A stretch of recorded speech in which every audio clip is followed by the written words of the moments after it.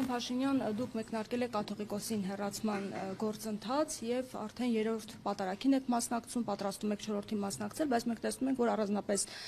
մեծ բազմություն չի հավաքվում, միայն քաղաքացիական պայմանագրի պատգամավորներ, նախարարներ են միայն ներկա լինում եւ հիմա չորրորդն եք պատրաստում մասնակցել, կարող ենք ենթադրել, որ դուք միայնակ եք մնացել կաթողիկոսին հեռացման գործընթացում, դուք հանրային աջակցություն չունեք այս հարցում։ Գիտեք ինչ, ես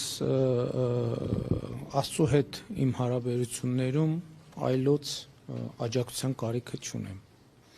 որովհետև դուք ասում եք գնում եք պատարագի, մարդիկ չեն մենք պատարագի ենք գնում, ես պատարագի եմ գնում, ես չեմ գնում հանրահավաքի։ Ես